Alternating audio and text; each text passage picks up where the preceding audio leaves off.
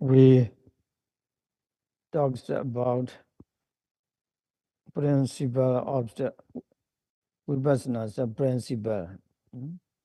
Today, to continue to talk another chapter. We should know three elements at the moment of rising and falling.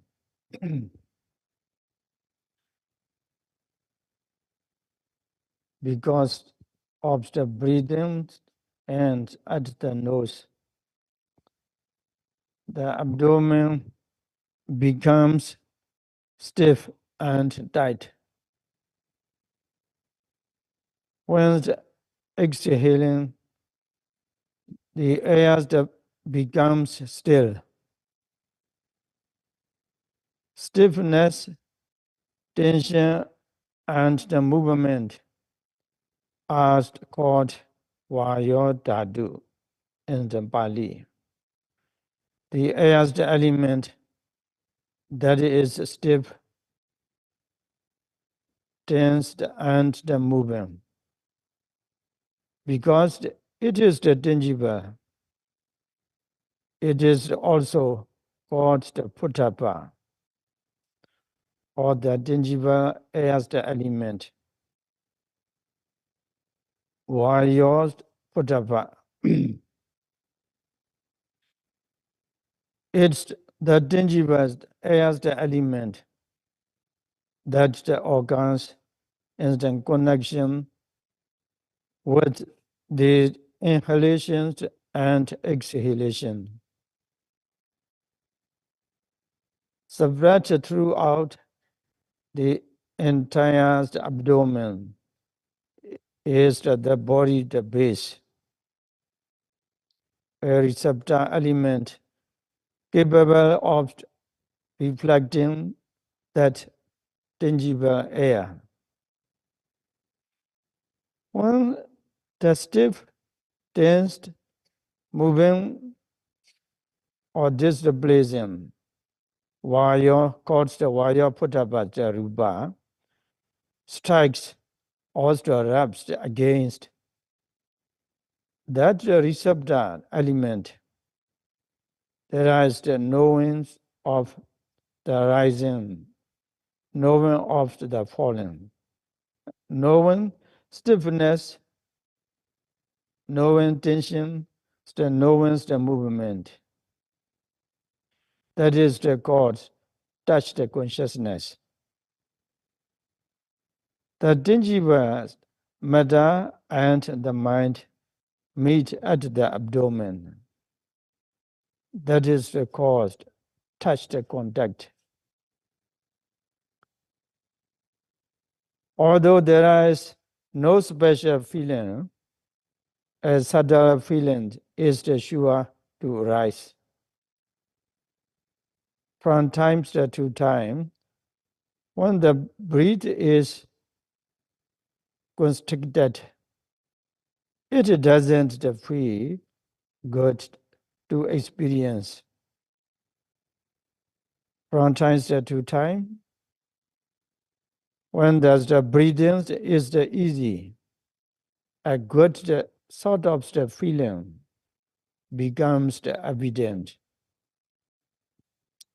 Later on, when the breathing is comfortable, it feels very gentle. In any case, at the start, the yogi should understand that touch the consciousness, touch the contact, and touch the feeling are the group of mental component called the spark. That's the base, the striker, and the spark at the moment of rising and falling as the physical and mental phenomena. Their existence cannot be denied.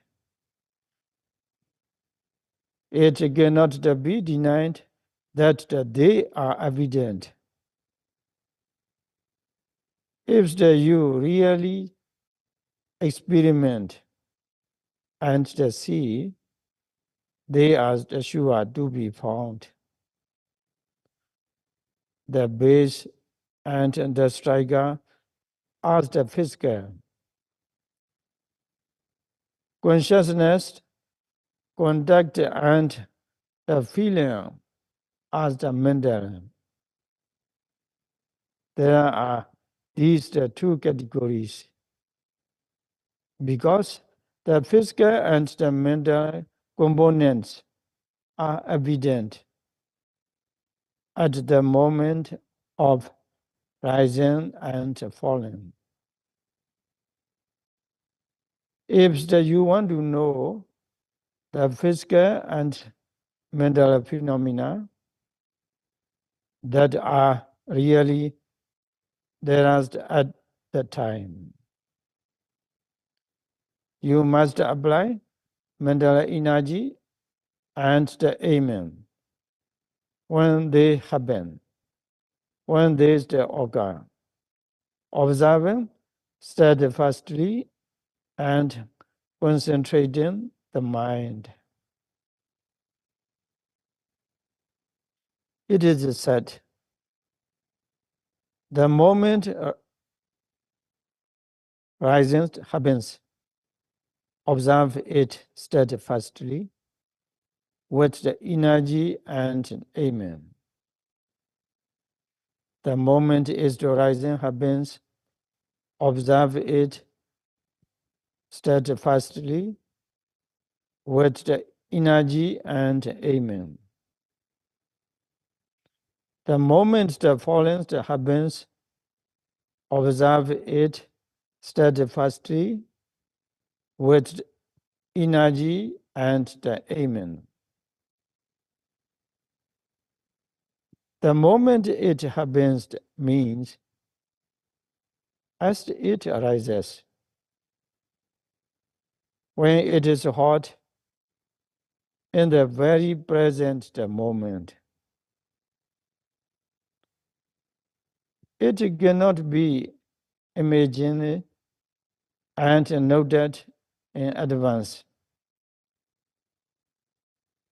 It is not possible to note rising or the falling after it has happened. While it is rising, you must push the mind with the ardent effort so that it reaches the object to be observed, the rising. A means the mind must be focused keenly. This is called Vidaka in Pali. There should always be propelling energy and aim, so that the mind will reach the rising at the moment it happens. It's just the same way at the moment of the feeling. Even though nothing has happened yet, when you are able to observe the rising with the mental energy and accurate aim once, twice, 3 or 4 times. After that, sati also will arise. Of course, the mind that becomes stuck to the object of the rising and the falling. When sati occurs, samadhi, that is the firmly placed on the object, moment by the moment, also arises. Sati and Samadhi occur at once. There is no need to deliberately make Sati or Samadhi happen. Aims the mind, so it goes directly to the rising, applied energy so that it gets there. That is yours the responsibility. Sometimes the mind becomes aimed accurately after 3 or 4 notings. Sometimes it takes 5 to 10 notings. Sometimes it takes a minute. If you think about what is happening at that moment, there is no greedy, lobha present in the noticed mind. Even when knowledge has not yet arisen. There is no depression, anger, hatred, or others the forms of dosa. The pure, cleansed bhavanas, the mind, free of the lobha and dosa, has arisen. That is the benefit at the start of the practice. The rising and the falling caused by each in-breath and out-breath are also always present. It's very important for the student mind to follow this. For the student mind to be present, Sri must be involved. It should be there fully, continuously. Once the noting must follow to another. That is very important. Once the moments of the noting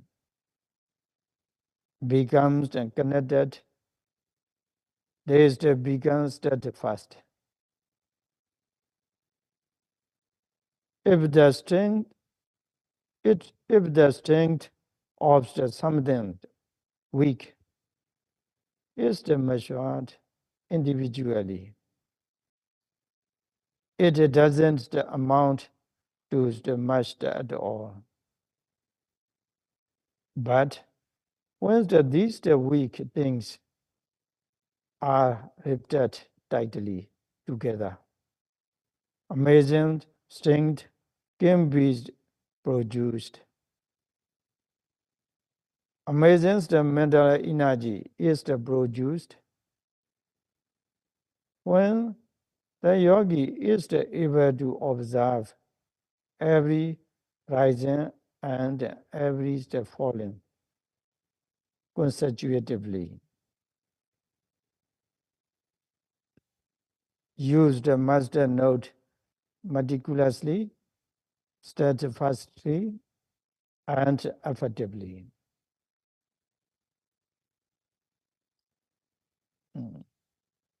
Thus, when the used speaks about how you meditate, the teachers must ask about your ability. Did you focus the mind on the abdomen and observe the rising and the falling with the energy and the amen or not? Can you note the continuously or not? You must answer the questions honestly.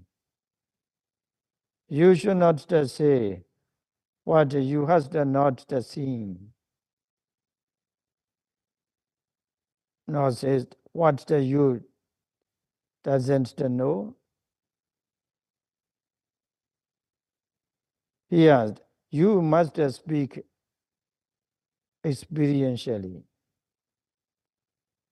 The rising and the falling of the abdomen is the occurrence naturally with every inhalation and exhalation. You doesn't make this to happen. Since you don't make it to happen, it has nothing to do with you. There is no need to make the rising to happen.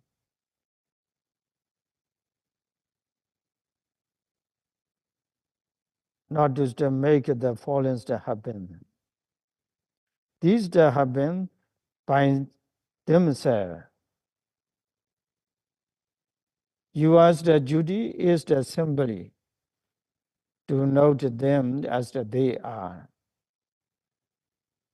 If there is the rising, note rising. When the fallen, note the fallen. That is yours the responsibility. Can you stick with the object, applying the energy when it appears or not? Yours the responsibility is to stick with the object. At the moment of the rising, apply the mind and stay with it. At the moment of the falling, apply the mind and stay with it. That is all there is for the yogis to do.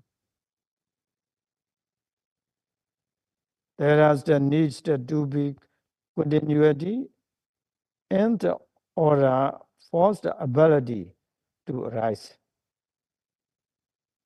If you can note the instruction, say, if you can note, say what you know completely or truthfully. You must speak truthfully. If you could the note, the rising with the mental energy and the amen, what did you come to know? Did you perceive the shape of the abdomen? Did you know the expansion of the abdomen? Or did it become stiff and become tight? When's the noting the fallen? And did you know the fallen? Did it becomes the hot? It become warm? Becomes the cold? You should say something.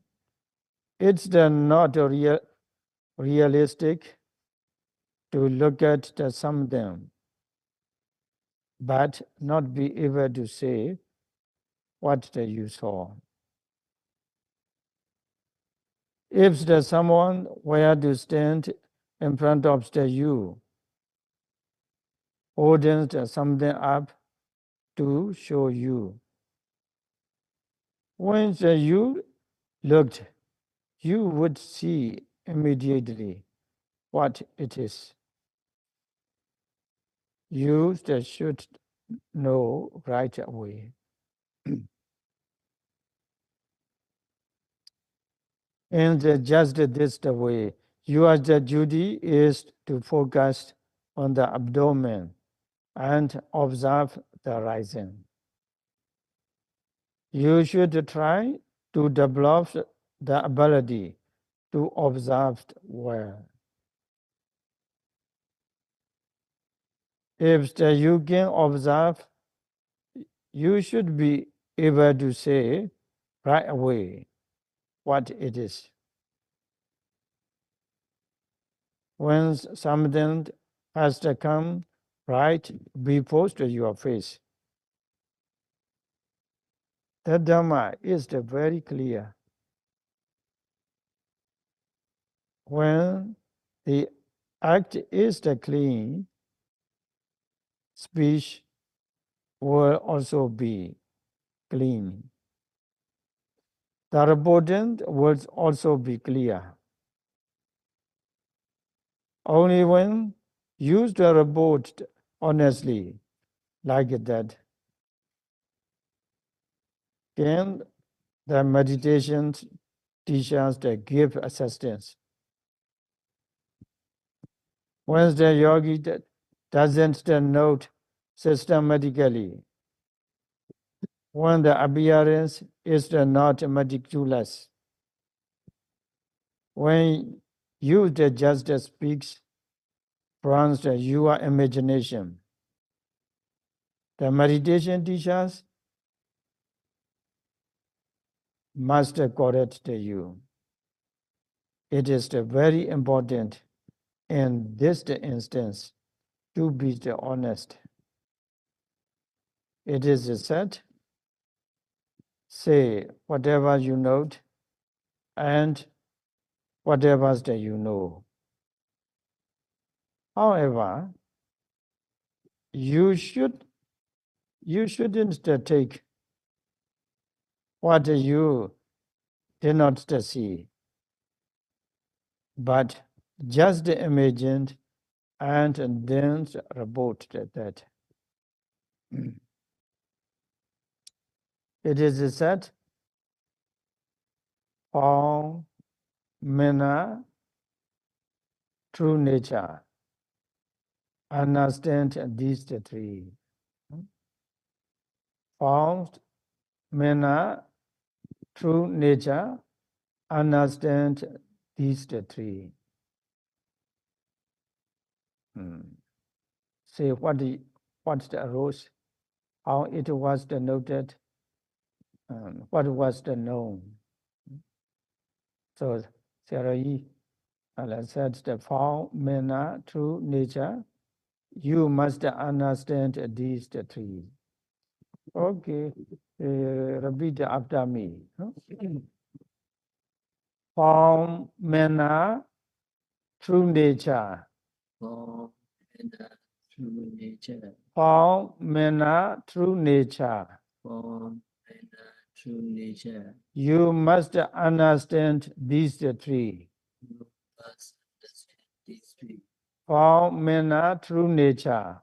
Form and true nature. You must understand these three. You must understand these three. Four men true nature. Form and true nature. You must understand these three.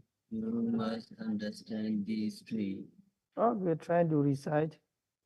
Four men. You must understand these three. Four true nature. You must understand these three. Four men true nature. You must understand these three. Okay. You should say what arose. You should say how it was noted. You should say what was known. Okay, repeat after. You should say what arose. You should say what arose. You should say what arose. You should say what arose. You should say what arose. You should say what arose. Okay, try. You should say what arose. You should say what arose. You You should say what arose. you should say how it was noted. You should say how it was noted. You should say how it was noted. You should say how it was noted. You should say how it was noted. You should say how it was noted. Try. You should say how it was noted. You You should. should say how it was noted. You should say how it was noted. You should say what was the known. You should say what was known. You should say what was the known. You should say what was known. You should say what was the known. You should say what was known. Right? You should say what was known. You should say what was known. You should say what was known. Sadhu, sadhu, sadhu. Yeah, the shape of the abdomen is the called the form or sabhava. The shape of the abdomen is the called the form. What is the form? What is the manner? What is the true nature? Form. The shape of the abdomen is the called the form. What is the form? The shape of the abdomen is the called the form. What is the manner? What is the manner? The action of rising and the falling are called the manner. What is the manner? The action of the rising and the falling are called the manner. What is true nature? The stiffness, tightness, movement, and displacement are called true nature. What is true nature? Stiffness, tightness, movement, and displacement are called true nature. It is the sabhava. Which of these three did you become aware of? Did you perceive the big shape of the abdomen? Did you perceive the way it expanded or collapsed? Or did you know stiffness or tension or movement? It is very important to speak honestly, according to you as the personal experience. Only then it will be easy for the meditation teachers to give the correction. Therefore, it is said, if you can note, says that what do you know completely or truthfully. If you cannot note the rising and the falling, then you should tell which the other object you noted and what happened. The mind that didn't stay inside. The mind that wandered. Did you know the wandered is the mind? Did you note it?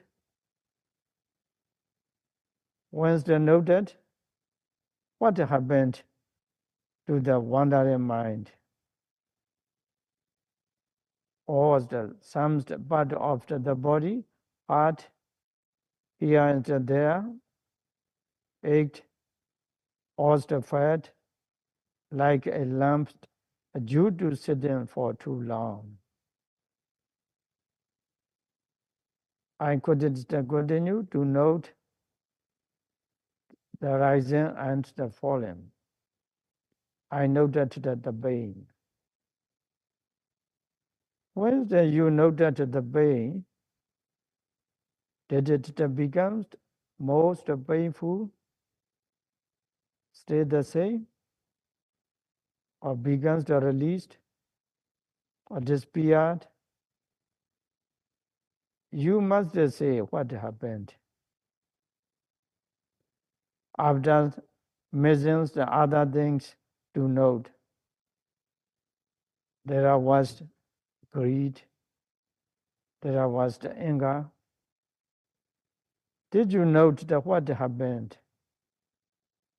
Or didn't you? If you note it, you should say what happened. If you couldn't note rising and falling,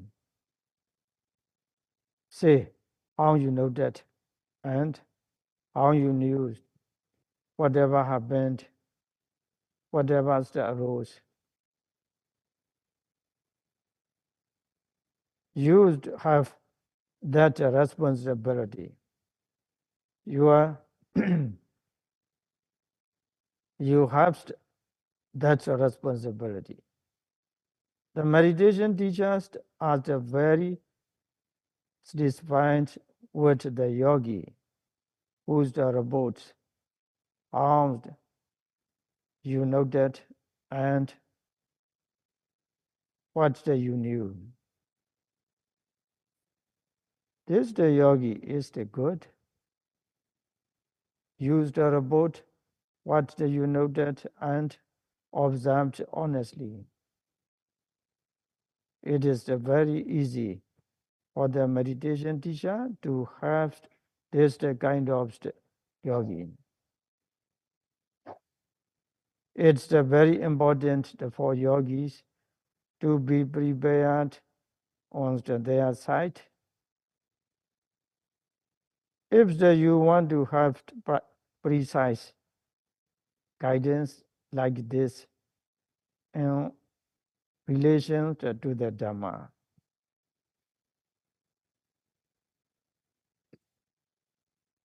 it happens that personal control does not arise because the beings pay no attention to their existence, but just neglect it their entire life. There should be personal control no matter what the sort of guarantees of the good and bad that the supreme beings may give. People should not live reliant on these mighty beings, beings, believing that one day they will save them. Once the people that live believing this, their personal abilities do not develop. Even when the personal ability does emerge, it cannot be keen, strong faculty as long as there is still the tendency to rely on another. For that reason, it is necessary to examine how the personal strength is not developed, but it is soft marched due to reliance on that which is not reliable.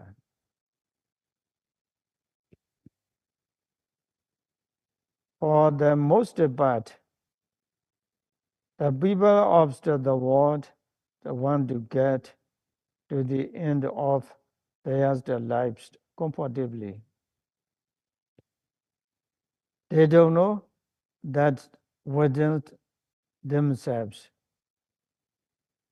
lova, ordinary is the wanting, selfish desire, and self-centeredness gives them the trouble. They say they have the metta for someone, but it's not true metta. Metta is the desires for others' welfare and wanting them to be happy. When the people are self-centered, having the metta for others has the no meaning. However, it is natural that when people are unselfish, they want what is the beneficial for others. People should trust that and the unselfish attitude and an attitude of the metta and the karuna make someone into true human being. Going one step further, they should trust that once the people behave like that, the social problems cannot arise. The occurrence of the social problems in the world is because self-centeredness. At both the individual and group level is extreme. One person does not understand what is the good for another. One organization don't understand what is for the benefit and the prosperity of another. One nation don't understand what is for the benefit and the prosperity of another. They only look as far as the interests of their own group and their own circle. And although this look, it is superficial and pretense. There is no real compassion. There is very little understanding, ability to reason what the peace can be gained. Only the ones the people can be free of self-centeredness and practice the metta and karuna for others. These are the causes for the destruction of the people of the world.